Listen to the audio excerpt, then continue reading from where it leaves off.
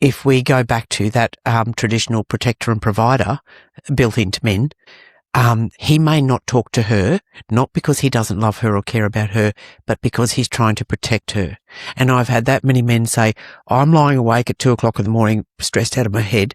I'm not going to tell her because I don't want to worry her. So please don't take it as he doesn't care about me. That's not it. So as women, we often see this in men long before they even realise that it's happening to themselves. So the women will often see it. And as women being the healers and the nurturers, we want to go in and fix it. So my other point is, so first, don't take it personally. Second, you may not be the one to help this or fix this.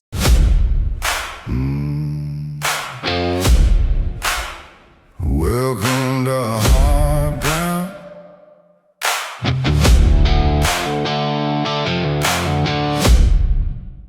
Welcome to hard ground. Go get good day. Okay. So have you heard about Go Grain? They are so cool. Go Grain. Guys, Go Grain, if you haven't heard about it, if you don't know what it is and you handle grain in any way, shape or form, get onto it. Have a look at it straight away. They are champions because they've decided to sponsor us, but I use it every day. And Steph just likes to dance about it. Okay. You know what the best thing is? Ladies. All the ladies. Say it with me. Never wash a booklet again.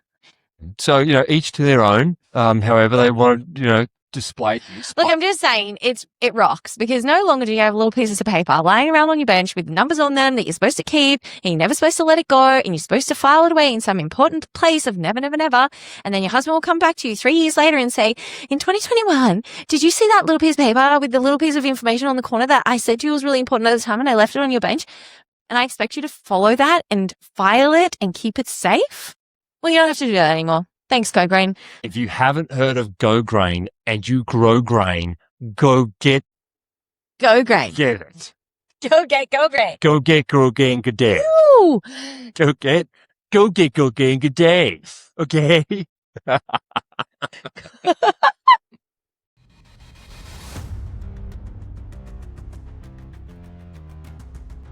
Mary O'Brien has spent years working shoulder to shoulder with rural blokes right across Australia, and she's on a mission to change how we talk about men's mental health in the bush. She's the founder of Are You Bogged Mate, a podcast and platform built around real yarns with real blokes, cutting through the usual approach to mental health that just isn't landing with the people who need it most. Through her travels, her talks and her bogged breaks getaways, she's helped farmers and rural communities all over the country open up, laugh and realise they're not the only ones stuck in the mud. Please welcome to the show, Mary O'Brien.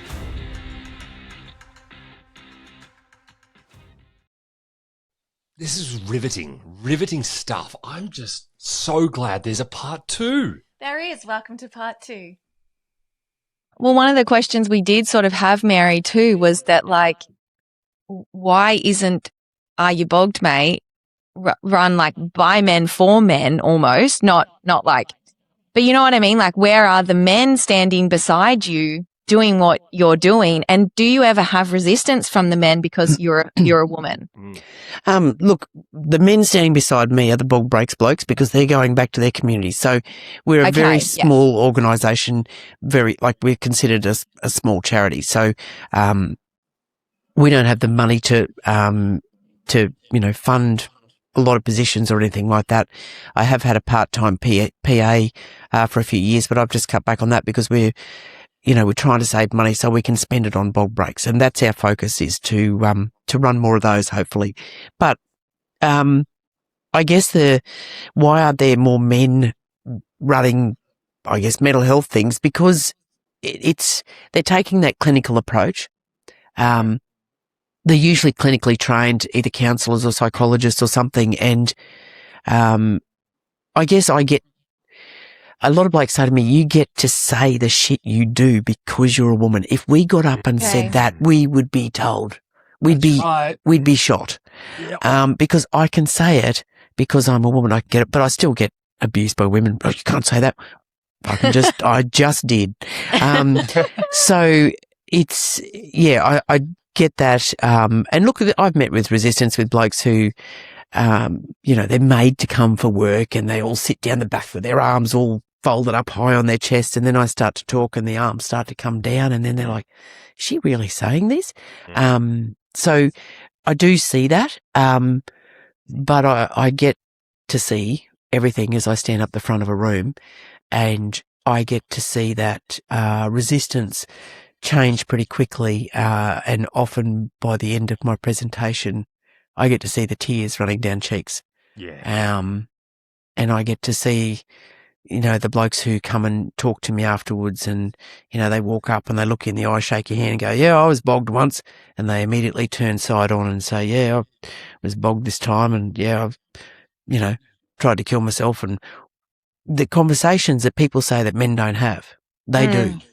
They all come and say a lot of things. And it's just being real. It's just no bullshit. I've done a few speaking things and guest lecturer spots at University of Queensland for the ag students and stuff. And, I was invited to come along on this particular night to talk about what I do in agriculture and, how you get into it. And I thought, that's bullshit.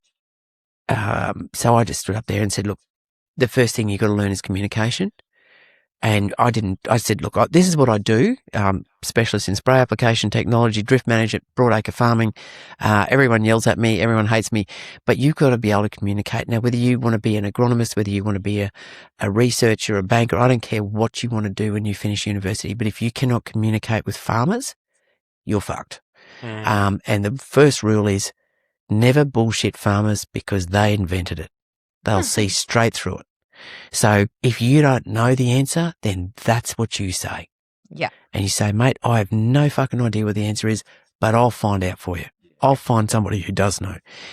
So don't, and the communication hierarchy. So you've just got to, work through that and understand that, different people communicate differently and we've got to target that. Yeah, tell the truth. I mean, it's amazing what happens when the truth comes out. And like you said, like inside of, whether you're doing consultancy or spray drift or whatever it might be in any field, when you're talking to farmers, one of the things is if you're full of crap and you sniff it out, it's like, well, there goes trust. That should be the case for everybody. But, there's a value to your word. Integrity.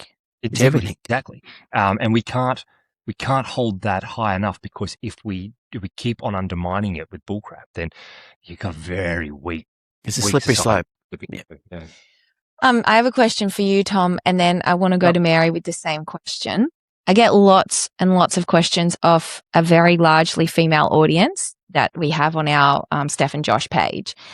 And a couple of women have reached out to me and expressed that they are seeing their husband, their farmer, their partner, they're seeing those cracks in him and they are kind of watching him from a distance going, I can see that. Plus they're trying to then hold every bit of pressure from their family. This one particular lady I'm thinking of, she's got 3 kids. So she's just trying to manage that plus his emotions, plus when he comes in really upset or just like completely cold, not speaking to her or having a bad day, money stresses, farm stresses, you name it.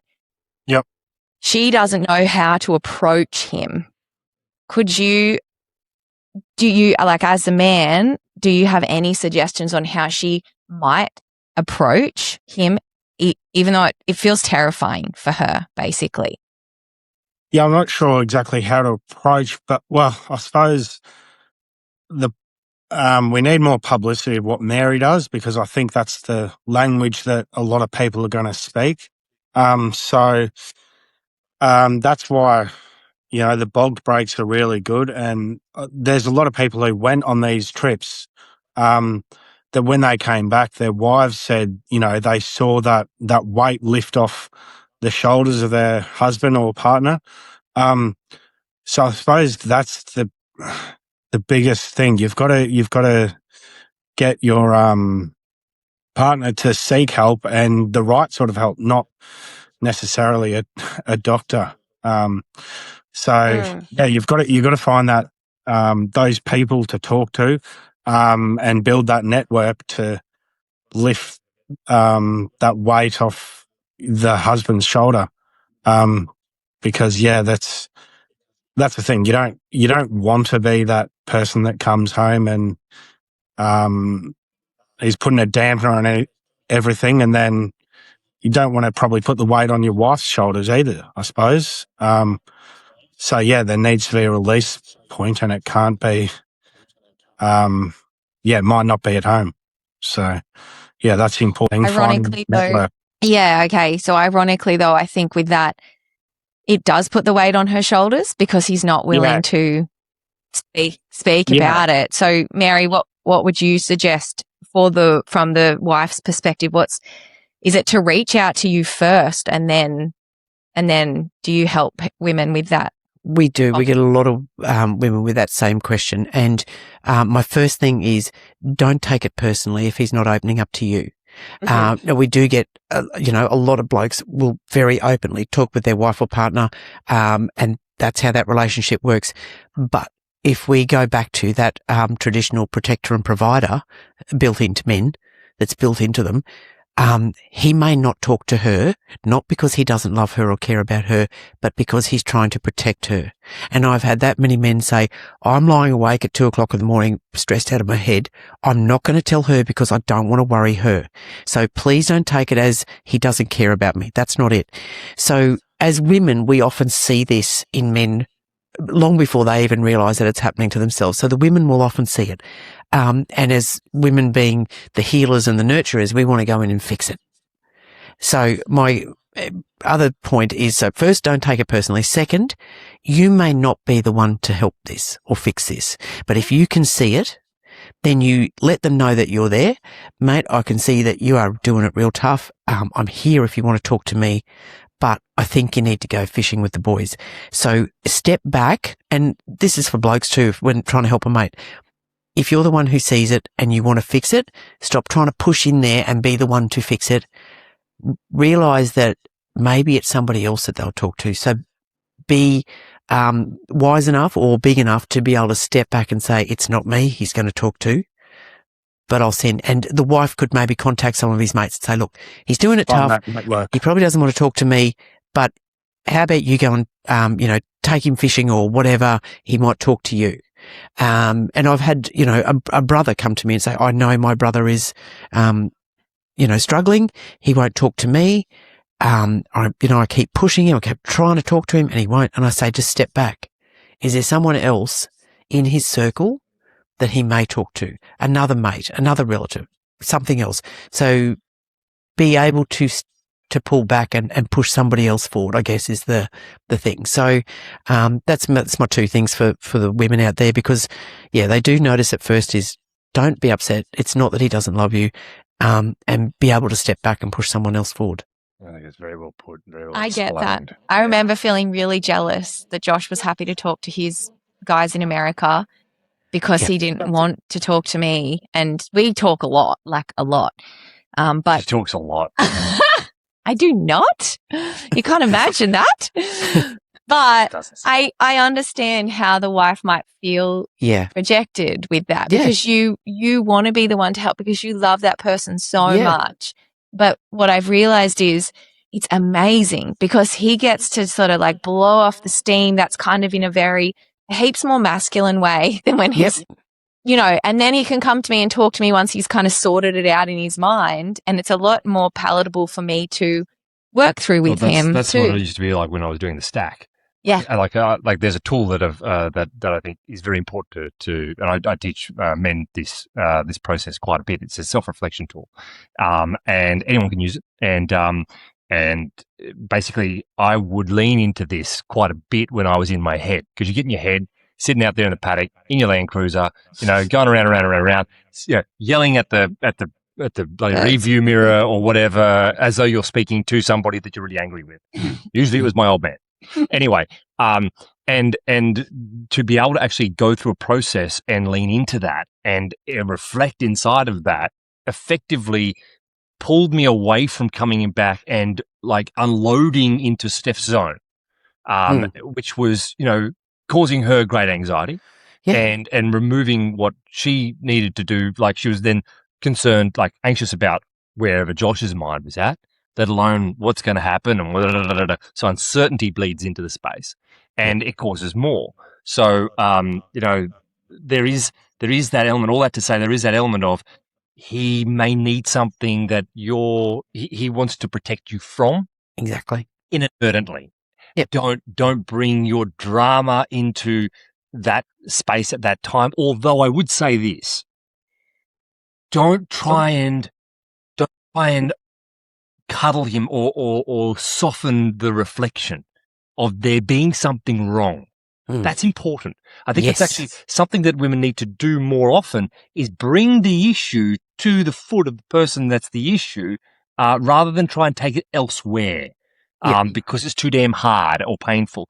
I say that with all empathy for the situation because it sucks. Because I was going to say that, and from the female's perspective on that, that's okay as long as you don't have an explosive husband or a husband that you don't feel safe with or who's going to retreat more. Because I say to women a lot, why haven't you told your husband this? Like, you're happy to tell me, but why haven't you said, hey, we need to talk about this? And she's like, oh, I'm broken. Like, I am just holding it together myself.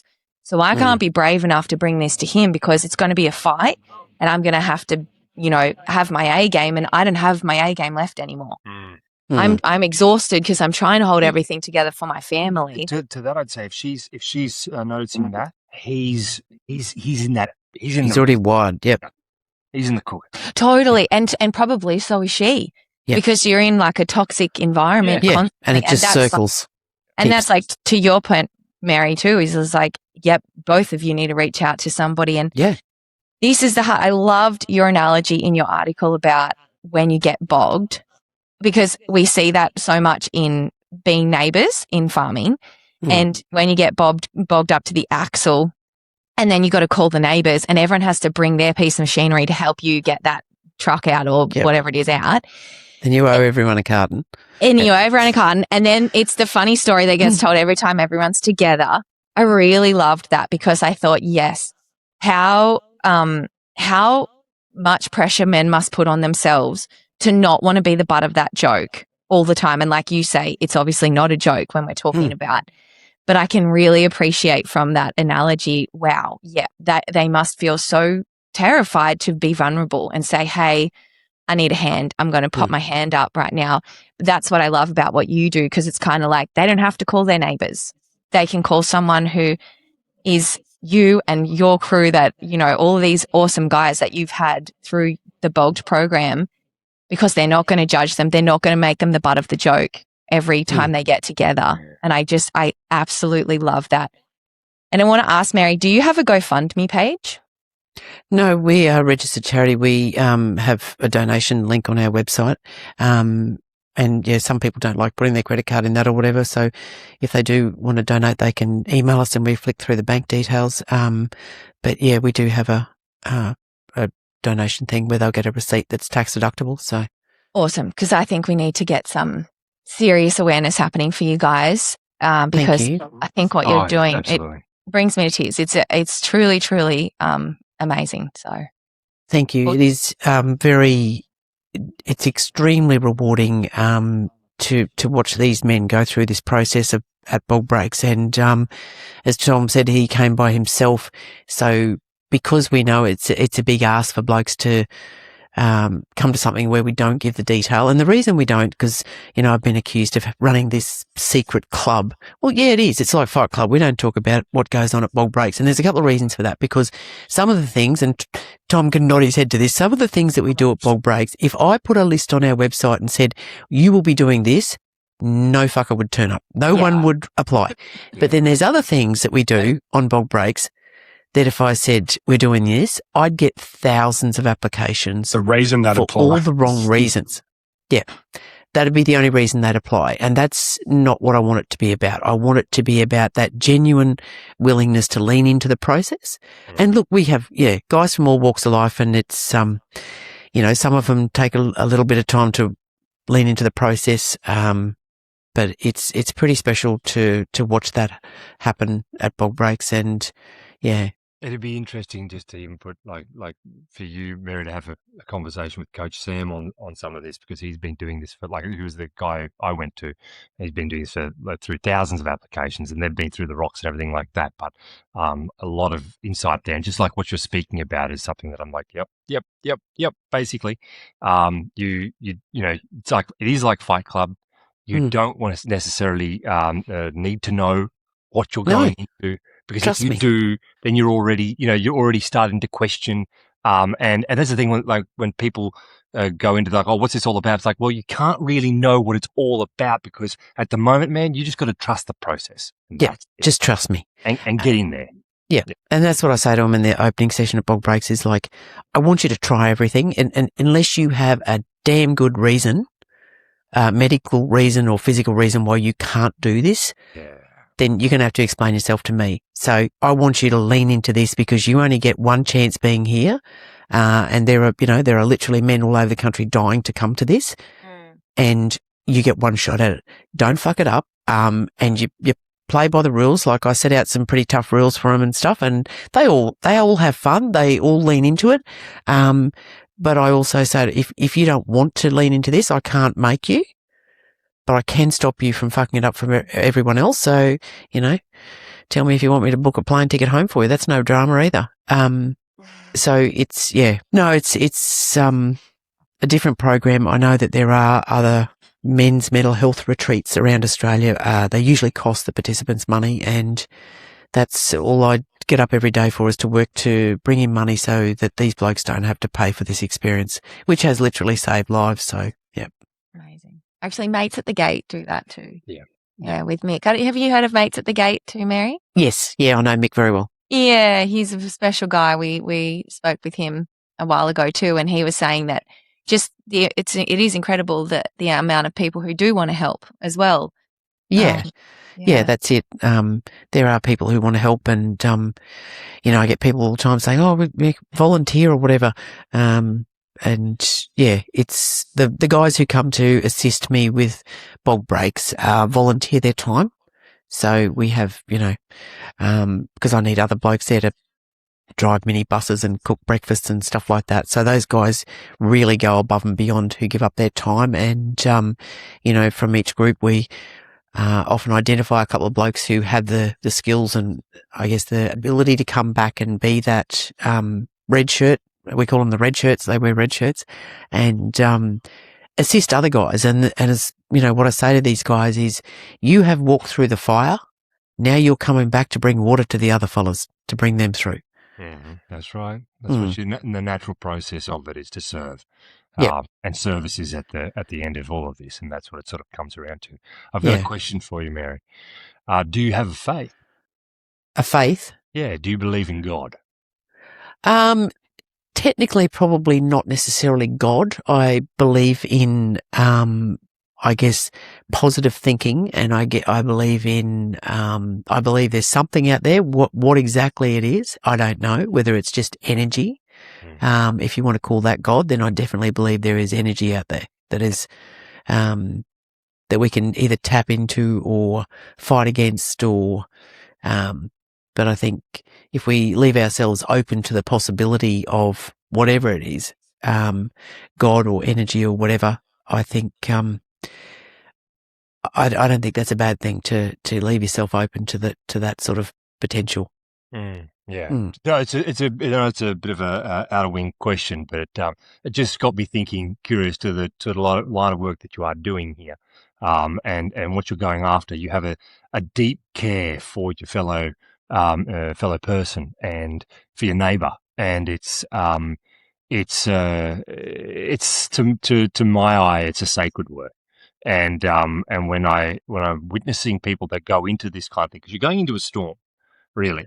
There's a storm of a whole lot of different angles here. Oh, yeah. And there's a darkness associated with it. I know it. And I know you know it. And it's a heavy thing.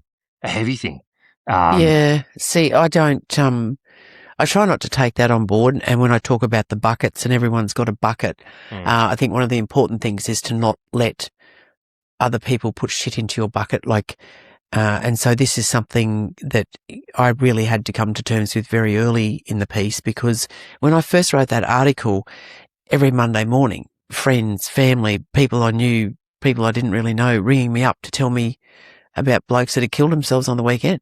Yep. And I was like, whew. So that it can get heavy, but I guess I'm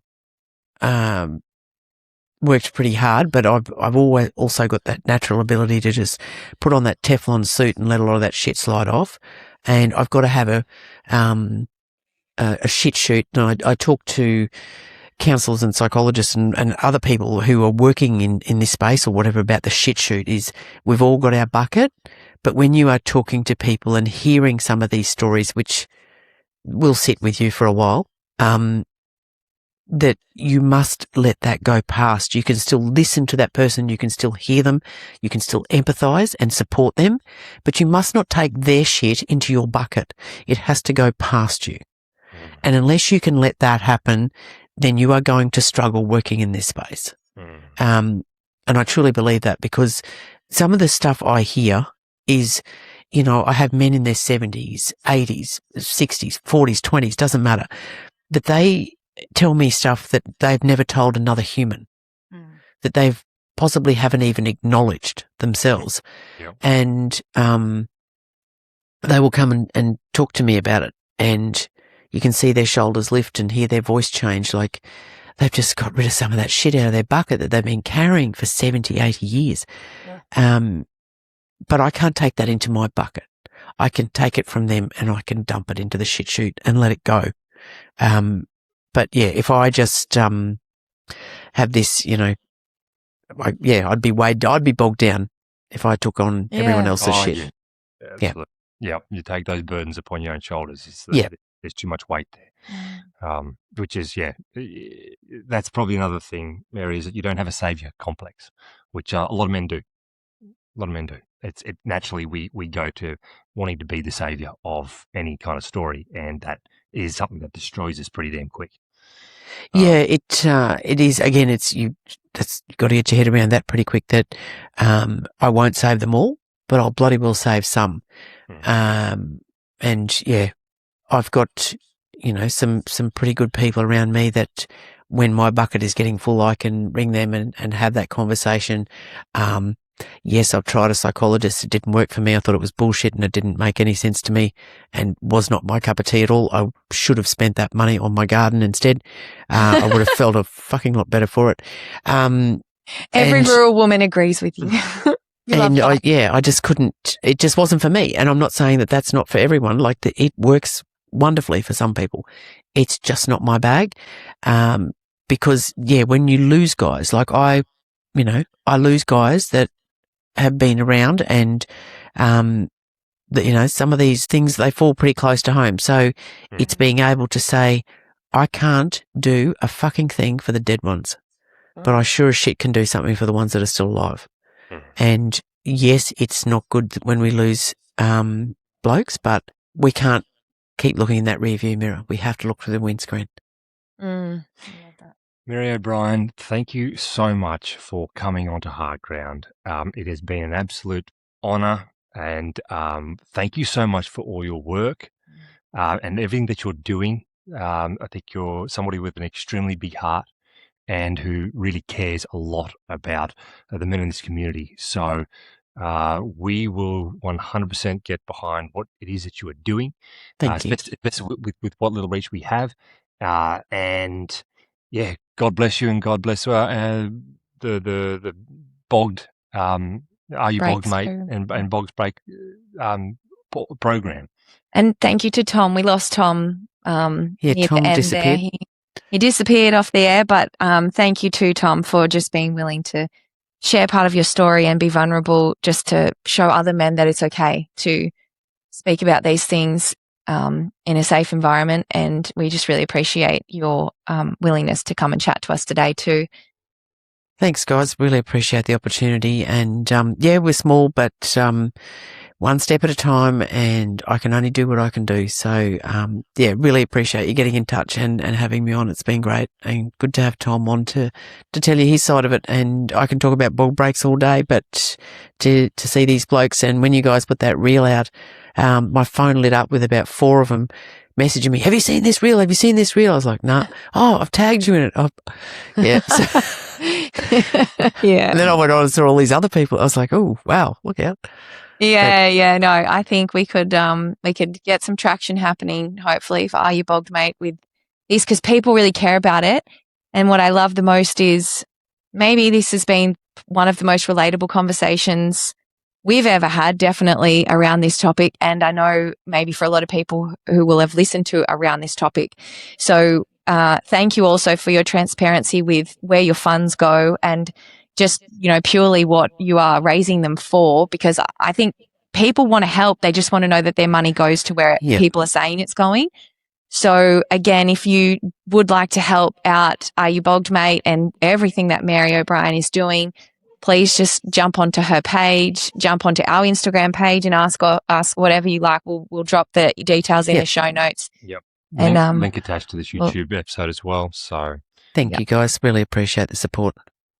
No worries. Absolutely. Bring more blokes home safe.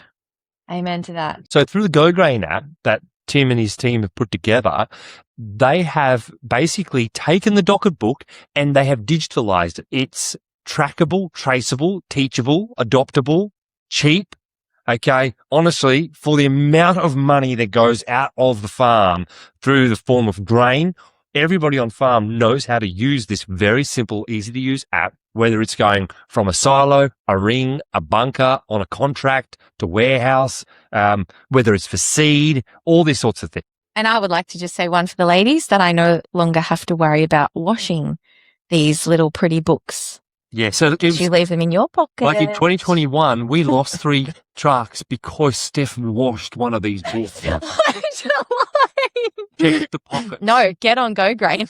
And then you don't have to worry about the pockets anymore. It's done. Never lose a truck again. Never lose a truck again. Can't not. Like you've got, this is the thing. It's very difficult to speak about the drugs. Okay. And it's actually, I cannot believe I forgot to ask you about the drugs. Absolutely. I did forget to ask you because people have said to me, what would Mary think about the medication side of things? Because my husband's been told that he should go on medication, but now he's walking around like a zombie. Yeah. And I don't, Look, I think that there's definitely pros and cons to the medication from what I see. And obviously I am not an expert. I am not a doctor. But what I see and what the men tell me is they put me on medication. They told me I've got depression. They put me on medication and now I don't feel anything. I don't feel anything. I don't have great lows. I don't have great highs. I'm like, meh. Don't care. Yeah. And I hate feeling like that. So I see blokes who often take themselves off it. I'm like, that's not a good idea. You need to, talk to the doctor and make sure you come off it the right way if you don't want to. But what I encourage the blokes at Bog Breaks is I don't care if you're on medication or not. And I don't care if that's what works for you. But if you have been on medication for years on end and it's not changing anything, then for the love of sweet baby Jesus, will you try something different? Yeah, well, that's the thing. You're basically, it's a sedation network. It is. Or when you're putting everybody in a little box, what the fuck's everything everybody's doing? Okay, they put you in a box and give you a box. Put you in a box to put you over here. Okay, you're not a problem anymore. Off you go, off you go, off you go. same as the kids thing. Same as the kids thing in the classroom. Yep. You're expected to be in a certain phraseology associated with society, and then they go, "Oh, you don't fit that? Here, we'll drug you so that you'll know." Like it's like the lobotomization back in the 1820s. It's freaky.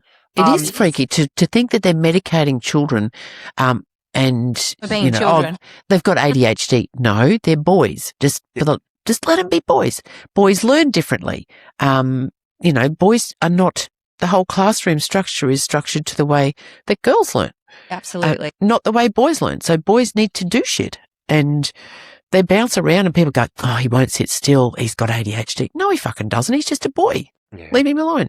I do get concerned about the medication. I think, look, it does work for some people when there's, definite imbalances in that. But I do see too frequently people are just given a script Yeah, when do you it's actually not, technically a mental health, they might be going through grief or something else. They might be going through a really rough time. They probably need to talk to a counsellor or something.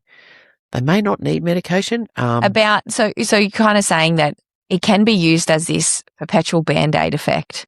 Yeah. When really we need to get to the root cause of why they are struggling, what's really going on. Yeah. And Of course. yeah. That's blind Freddie can tell the fact that this is not working. Anyway, it gets to me because like the story you just shared with us before, Mary, with that chap and what he's, what he went through and what he's gone through and where he's ended up. It makes what wrenches my heart is that he was sitting outside the church waiting, and that's all he wanted. Just wanted someone to help him. And when all these services out there, also exactly like you had the whole medical theater, okay, that were basically playing host to him. They couldn't get him down out of a tree, and with all the professionalism, and they're all like, just please get out of the tree so we can put you in the box and we put you over here so you're no longer an issue and a burden to society. And it's like if there used to be a time when a minister used to come and used to bloody well minister, and that was his entire thing, was to minister, and that was his mission. And it was like, and that's that charge is massive. It's a massive charge.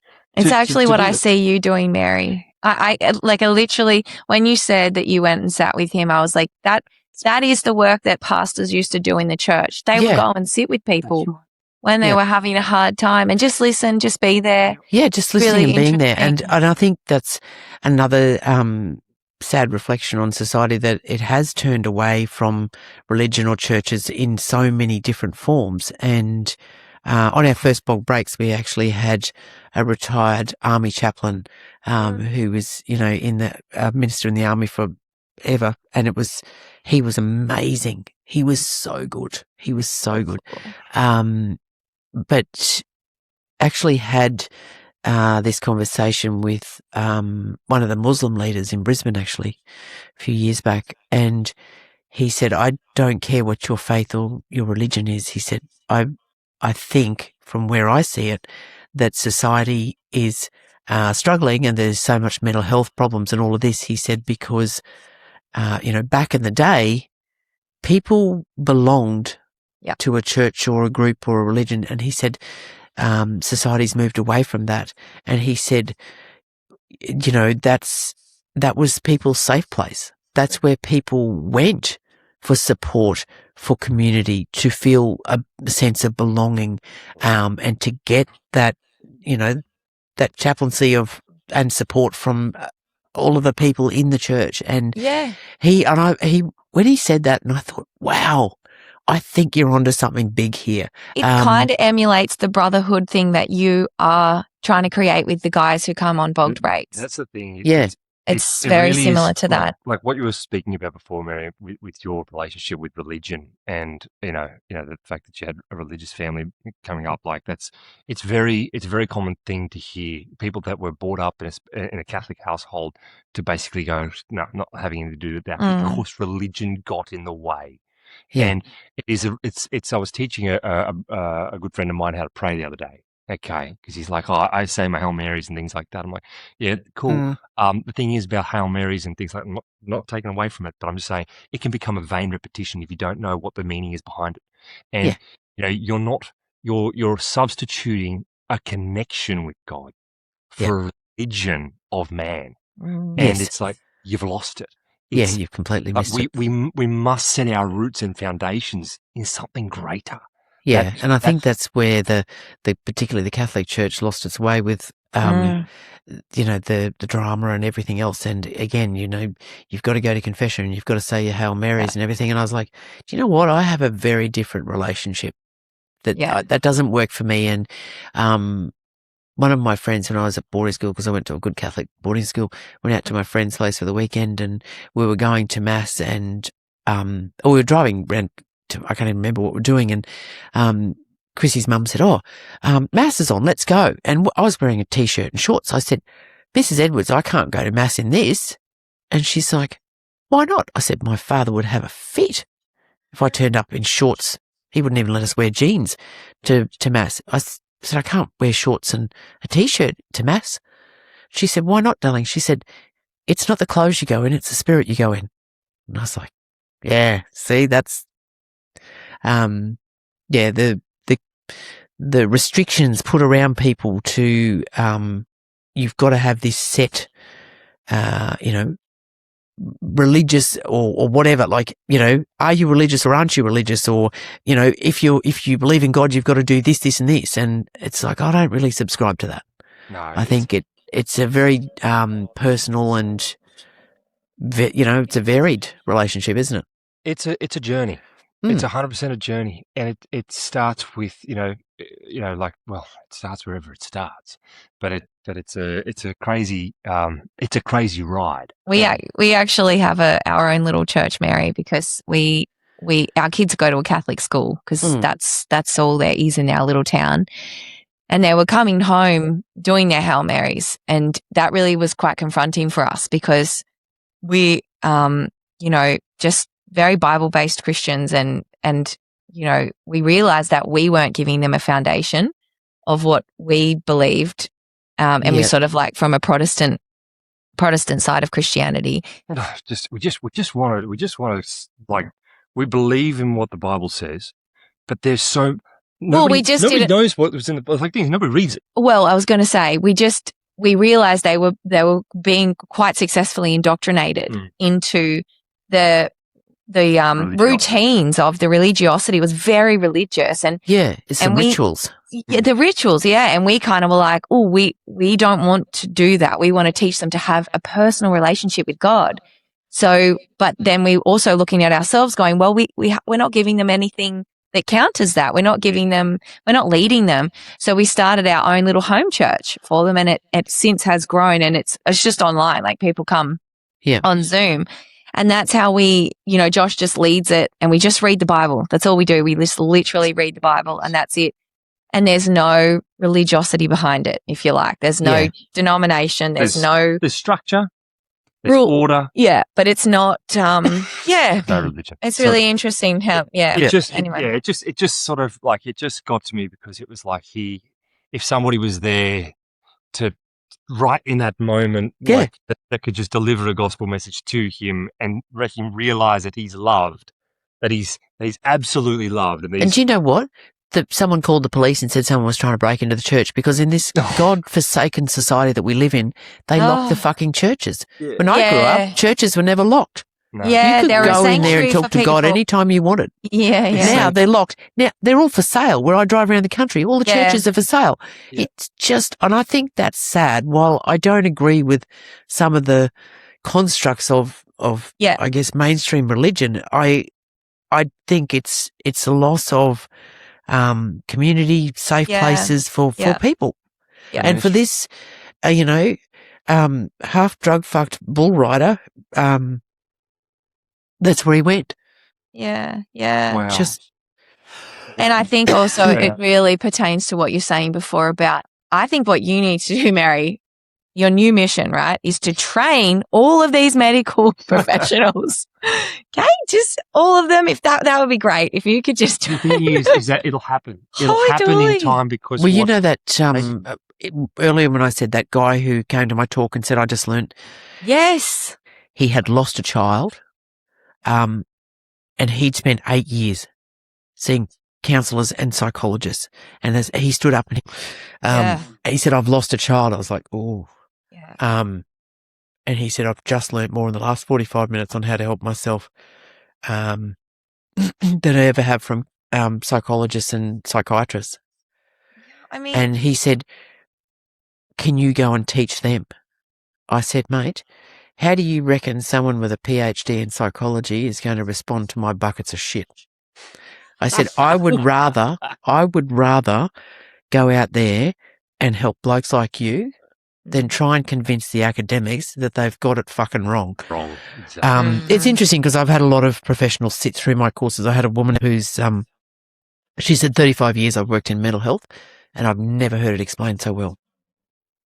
Humble. I What a think you're- humble approach. I think that's you're the onto thing. something, Mary. I do. It's the humble that will actually take things up, and I think that's the fact of the matter. You've taken this up very humbly, Mary, and But it's having an effect. Keep doing It's what you're doing. amazing. I can give these blokes a safe place to empty their shit bucket, to give them a brotherhood that they can rely on. Open the doors. That's all we can do. Just keep opening up the doors. Mm. Yeah. Yep. Yeah. So we're very small. We don't. Yeah. I don't have. That fella that sat outside the church when I one of the times I took him to hospital, sitting there in the emergency, and it was the night. I think it was the first night that Powerball got to 60 million or something, and it was $60 million that night. Anyway, we're sitting there, and he was, coming down off the ice, and so I'm sitting there with Itchy and Scratchy. He's scratching himself and then fidgety, and then he'd want to go outside for a smoke, and he'd jump up and start walking out. So I'd jump up and go out, and the nurse would be like, "Oh, you can't leave." I said, "We're not fucking leaving. We're going for a smoke. We'll be back. Don't worry. Come back." And sitting there, and then he'd be half falling asleep, and then it'd be all Itchy and Scratchy again. Anyway, I said to him, "Hey, when you were sitting in that tree for 2 days, yeah, you didn't ask the big fella upstairs what the Powerball numbers were for tonight, did you?" And he goes, "What?" I said, "The Powerball numbers." I said, "It's $60 million tonight, and I fucking want to win it." And he looked at me and he goes, "What would you do with $60 million? I said, "Do you really want to know?" He said, "Yeah, actually I do." And I said, "I would build a safe place for blokes like you to come to. That's what I'd do. Because this fucking hospital's no good for you. I know that. But there's nowhere for these men to go. No. So I would build a safe place for these men to go." And he looked at me, he goes, "Fuck, you're a good woman." And he said, "What are you going to call it?" I said, "Oh, maybe I'll call it Josh's place because his name was Josh." He goes, "Don't call it that because the cunt will burn down." So, yeah. Oh, dear. I do want to build where they can go in for not just a bog breaks weekend. They can go in there for 4-6 weeks and have a good diet, some exercise, some meditation, prayer, whatever the fuck they need. That is, if they need medication, well, maybe, but there's other ways around this. I believe there is anyway. Yeah. What I've found, Mary, is that men need training.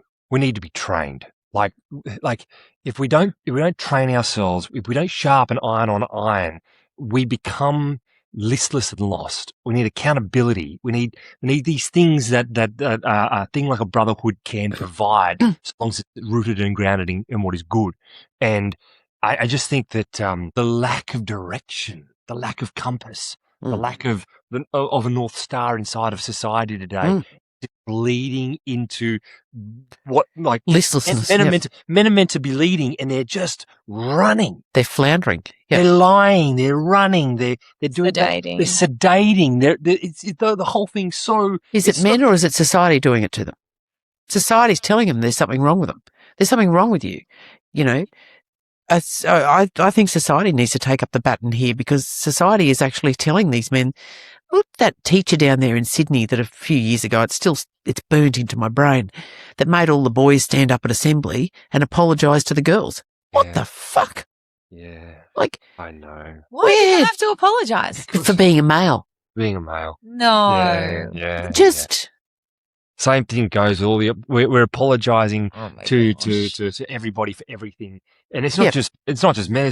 Even if you're white, you have to apologise for everything. It's just is the cancel culture whole bloody thing is disgraceful. Like it's a self-destruction spirit that's really rolling through the whole show at the moment. And like you say, society needs to answer for it. We need to be re-educating. We need to take. There needs to be a movement, a cultural revolution inside of this country needs to begin. And we need, and I honestly, I'm starting to hear rumblings. Yeah. It's changed dramatically in the 7 years I've been working in this space. And I've copped some flack because there's so much. Initially, like, I'm a bit smarter now with what I put on social media, but early on I'd be like, no, I'm fucking putting this out, and then I get shamed for it. I'm like, oh well, you know what? It's the truth. Deal with it or not. But there has to be a change. There has to be a revolution. There has to be something that works to save these men and boys, because I don't care how strong and independent and self-sufficient you are as a woman. There are men in your life that you care about. Oh, absolutely.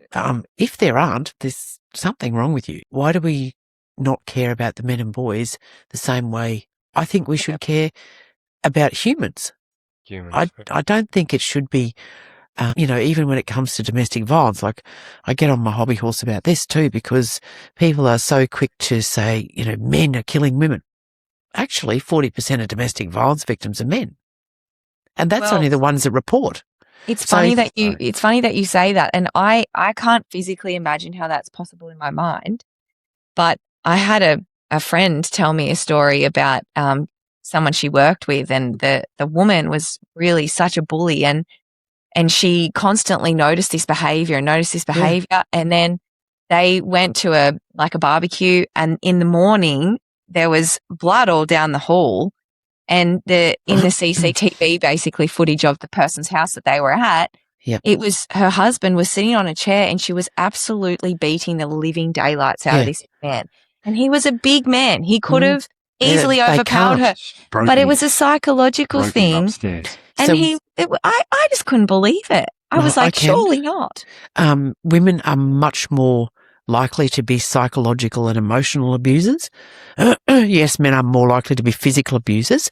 My question is always, and it's not always the case, but my question can be, if that woman is psychologically and emotionally abusing the man, he's going to have a breaking point. And so he turns around and hits her. Not that I'm condoning that by any stretch, but what's the point that leads to that? I mean, some blokes are just assholes and they beat women. That's just the reality of it. But since starting this, I have had members of parliament, men in high political positions in this country, men in sporting, different sporting arenas that have represented this country, who have come to me, and big men, like you said, big, strong men, they can defend themselves, who were physically abused by their wife. Physically abused. And they never reported it. So there's so many out there. I've had, owners of cattle stations, great big hats, big tough blokes, can rope and throw a bull, and their wife beats the fuck out of them. That blows my mind, Mary. Absolutely blows my mind. To the point where I can understand why men don't say anything about it. They can't defend themselves. They can't defend themselves, and they also would probably think that there's no way people are going to believe them either. No, and that's what happens.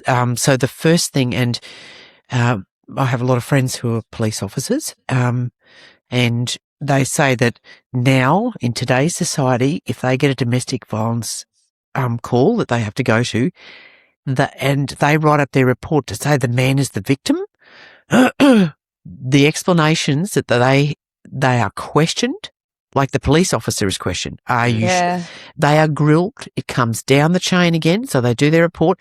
If it's women, they're never questioned. But if the bloke is the victim, they are questioned. They have to basically prove, it's just horrific. There is no equality in that. There is no equality in the family court. And this is where we see our boys going off the rails. They don't have fathers around. They don't have men around them, good men to teach them. It's important.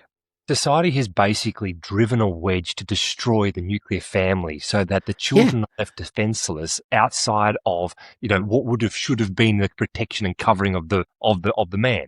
Now, that's been a long story. No, it's not just happened overnight. It's happened over many years. Yeah. But the fatherless nation that we've become as a result of downgrading the first of all, the provision of man, but also the beauty and the femininity inside of child rearing for women. Yes, exactly. And all of that has all been at the cost of now where we see, there's no point to marriage and, children should be able to be had no matter what, in whatever fashion, and they can become whatever they want. And mass confusion now that we've seen is spreading across the nation, and our children, Our children have been subject to things that we've never even thought were possible. Or even in our worst nightmares. Exactly. And so it's like, okay, this is a real crisis. circus act. Have you read the book The Boy Crisis? There's quite a lot of I've heard of that. So a lot of the stuff I talk about in my presentation, which is all just me people watching, observations I've made over the years. And then I just came across this field of study called evolutionary psychology. And I was like, how about that? There's actually some science to back up the shit that I say. And it was all stuff that I'd just observed watching people. But there's quite a few blokes in America who've done all this work on the boy crisis and essentially what's happening with our boys and the evolutionary psychology stuff that I've listened to some podcasts on that. It just blows my mind. It's so good, so true, that, women raise boys and men raise men. And so the importance of having a father in the house around boys to teach them rough play, like dad plays rough with the kids, mum doesn't. Mum nurtures and cuddles and kisses and that real caring gentleness, but dad plays rough. But the 2-year-old that, smacks dad in the eye or something, it's dad's role to say, woo, no. And, don't hit your sister or don't hit your mother. And so it's men's role to teach boys where those boundaries are. And, even when they start doing dumb stuff as teenagers, give them a little bit of rope, let them be a bit silly. No, mate, you can't go that fast on the motorbike or whatever it is. But the role of a father in, the shaping of that boy to become a good man. So when boys don't have that, well, they don't know. They haven't got people to teach them that, I shouldn't beat my wife or my girlfriend or what. Like they need that structure, and there's so many other things that the role of men and the family court in Australia has a lot to answer for. They celebrated 50 years a couple of years ago. 50 years of the family court. Well, I don't think they've got anything to celebrate. I think they are the single biggest cause of male suicide in Australia. Wow. Even the experts give us the top 4 things that lead to male suicide is relationship breakdown, child access issues, pending legal matters, and financial matters. What they don't do is clump those together and call them what they should, and that's family court, which in my opinion is the single biggest killer of men in this country. And like the we actually know that I have with men that have been through that process, and it's harrowing. Like to be on the receiving end of that, like just a phone call, and all of a sudden cops are there in his house, waking him up. His kids in the house with him, in front of his son, drags him out, puts him in handcuffs, puts him through the jail system. Drag him in front of the courts. He feels like a criminal. They talk to him like a criminal. Like. Everything. Because this is this whole culture of believe everything the women say. And I have had mates, 11 years he never saw his children. One of my mates, 11 years. That is child abuse. Yeah. That is child abuse. And anything that the women say, any of these false allegations, so they can make up any shit and they're believed. Which is also disgusting because it takes away from women who have been hurt. That's right. Exactly. False allegations of false claims of rape, like one of the trends for these young women is to claim they want to break up with their boyfriend, or they put a domestic violence order on him, or they accuse him of rape. I'm fucking sorry. There's a big difference between rape and regret. They're very different things. Very much so. And it's like, that's tarnished. That follows him through life. That never leaves that man. No. Yeah. And this is ruining the lives of young men.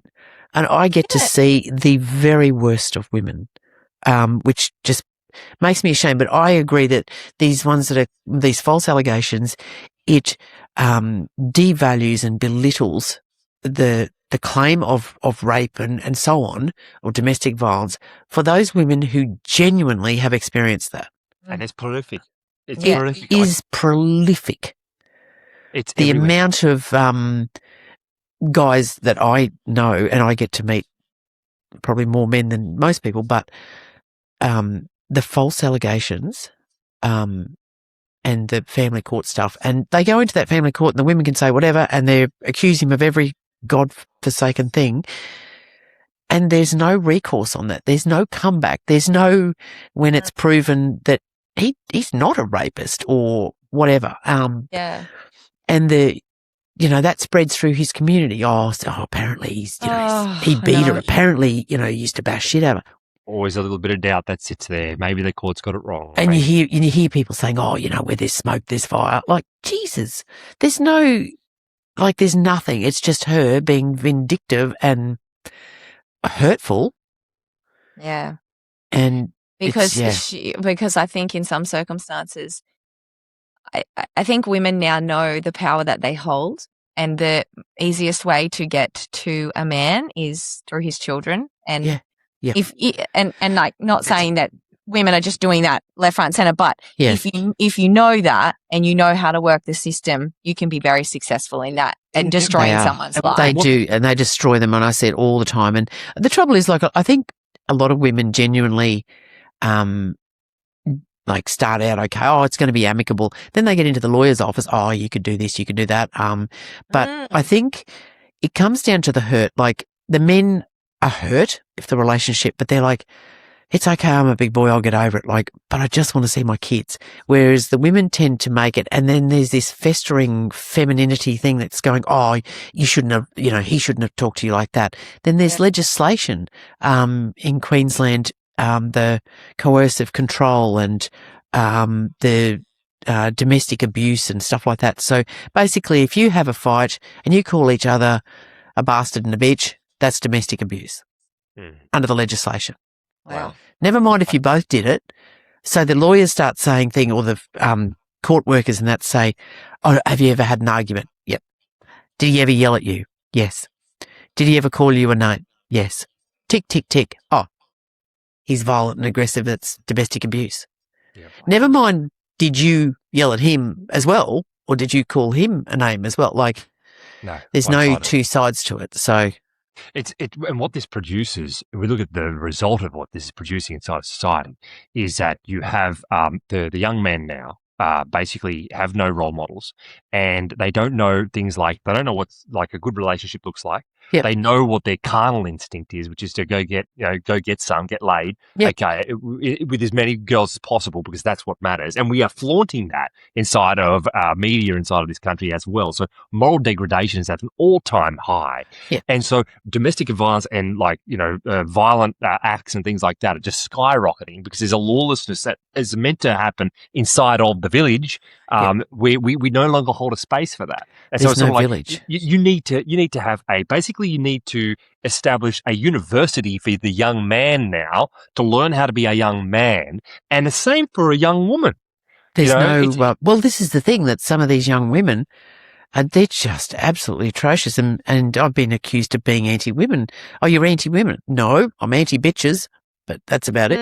I happen to be a woman, so I'm not anti-women, but I am against toxic women who behaviour. behave that way, Yeah, I'm certainly against toxic behaviour, no matter who it comes from. Yeah. But it's funny. It's funny, Mary, because even as you say that, and I put myself in that position with an argument with Josh, for example, and I have to admit that if I was yelling at him, I see it as less than if he was yelling at me or he was standing over me, because physically he's bigger than me and he has the power, if he wanted to, physically to hurt me. So I can't even imagine what you're talking about, that a woman could have it over a man in that way, because in my relationship, I would see it as worse if Josh was, what I mean? But there's a difference between yelling at each other and standing over threatening. They're very different things.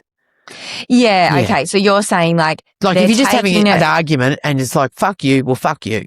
Yeah. Yeah. And so they're taking that and putting it into the guise of, he must have been aggressive towards. So it's essentially domestic abuse. You're right. So under the legislation, if he calls you a name, then that's domestic abuse. And so this is what they drill into. Wow. And so it's an even thing. No one's standing over anybody. It's just like we disagree, like intensely. Any normal couple would have a disagreement. Issues. Let fly. Like, we'll talk about it later. Fuck you. Walk away. Yeah. Oh, he told me to fuck off. So okay, yeah. that's technically domestic abuse under the legislation. Insane. A lot of couples are like, oh, we've domestically abused each other. Whoops. Yeah. Yeah, exactly. So, Far out. yeah. Wow. Oh, this is such a huge topic, Mary, isn't it? The It stuff just goes on and on and on and on. It does, because there's such a depth to the issue, and this is the thing; it's affecting the Yeah. very culture and the very roots of the foundation of this nation. Mm. And that's the thing. Like, Yeah. we need to speak out about it. Yeah, we need to cop flack for this. We need to be brave and bold. Okay, we can't be bought into the lie that we've been peddled all this time. It must come out, and there is people that are starting to come out about it. It's like, let's talk about it more, because this shit doesn't work. We can see that we've been sold this idea that has weakened the very foundation that we are seeing our children having to go through now. It's disgusting. The lack of physicality allowed in schools and things like that, and toxic masculinity and stuff like that. Boys need to learn how to fight. They need to be how to know how to defend themselves and defend those they love. Okay, Exactly. not to be violent, but to have the capacity to act in that way. Because this is their they need nature. it. They are protectors and providers. And this is, this I think is one of the reasons why men get so bogged down with their mental health, is because of that duty to protect and to provide. And when the business isn't going well or whatever, they take that as a personal insult that they're failing their family. Yeah. Even though their wife and that may not think that at all. It's a drought, it's a tough time, but it's that provide. I'm not a good provider. The women who stand up in my talks and say, well, I can provide for myself, like I can do whatever. And I said, well, you're looking at a woman who does. I provide for myself. And to the best of my knowledge, I'm the only woman in the world with my skill set in spray application, and drift management. But, put your hand up if you are looking for a jobless, homeless man to marry. Well, there's no women in the room who put their hand up. No way. So, No way. they're still looking for that provider, whether they verbalise that or not. It is still built in that women are looking for the protector and the provider. The bloke who's taller than them. Yeah. I'm so grateful for this conversation. I mean, these are the conversations we're meant to be having. These are the conversations we're meant to be having. And they are difficult, but we're so grateful that it's time to cut. there are people willing to have them. Yeah, exactly. It really is. So, thanks again. thanks again. Thanks again, Mary. No, thank you guys. I really appreciate it. You're a cracker. We really like you, Mary. We really like you. So when Steph messaged and said, oh, Josh is a bit concerned that there's no bloke, like you don't have any blokes. I know. I was like, I'm as good as one. Nearly. Yeah, that was so cute. Because as the second he got off the phone to you, Mary, he was like, she's amazing. Let's have her on. This is going to be amazing. Yes. Yeah, and it is. I get so many blokes go, yeah, good job. You speak bloke. Yeah. She's a Deborah. She's a Deborah. Yeah. So. It's a chick from the Bible. She's a legend. Yeah. No. Thanks for watching, guys. Glad to have had you with us. I hope you enjoyed the show. Before we let you go, we just want to let out this little invitation to you all. We have a small, non-denominational Bible study / church that we call Fireside. Happens on Saturday mornings at 8:30.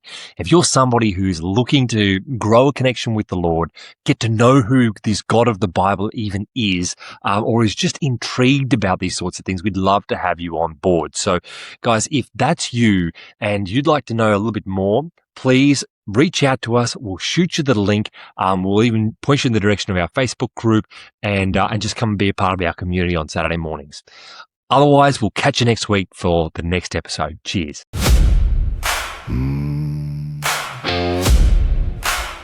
Welcome to hard ground.